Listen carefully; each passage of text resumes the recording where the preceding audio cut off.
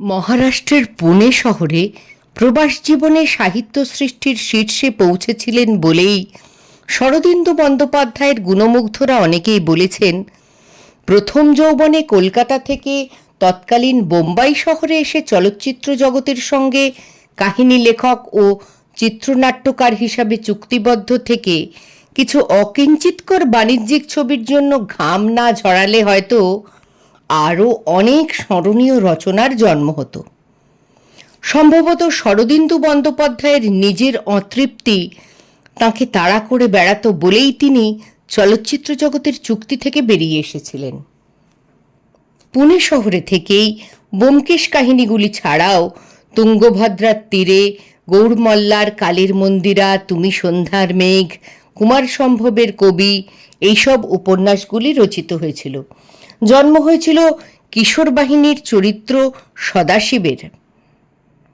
অবশ্য কথা সাহিত্যিক হিসেবে এখনকার অধ্যাপক ও বিশেষজ্ঞদের কাছে সমসাময়িক তিন বন্দ্যোপাধ্যায় অর্থাৎ তারাশঙ্কর, বিভূতিভূষণ ও মানিকের খ্যাতির আড়ালে চলে গেলেও দ্বিতীয় মহাযুদ্ধের পরবর্তী জনপ্রিয়তায় শরদিন্দু বন্দ্যোপাধ্যায় তাঁদের চেয়ে পিছিয়ে ছিলেন না।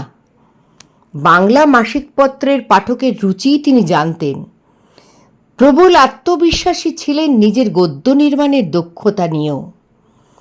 1932 সালে তাঁর ইতিহাস নির্ভর ঝিন্দেরবন্দি উপন্যাস প্রকাশিত হয়েছিল এবং সেই বছরেই প্রকাশিত হয়েছিল সত্যান্বেষী গল্পটি, যার মাধ্যমে আবির্ভাব ঘটে কালজয়ী গোয়েন্দা চরিত্র ব্যোমকেশ বক্সীর।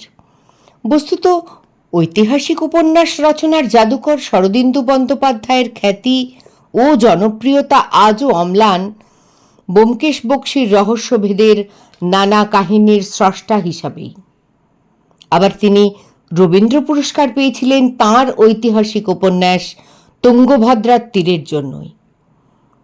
কাজী নজরুল ইসলাম, জীবনানন্দ দাশ এদের সমবয়সী শরদিন্দু বন্দ্যোপাধ্যায়ের জন্ম হয়েছিল আজকের দিনে, অর্থাৎ 30শে মার্চ 1899 সালে।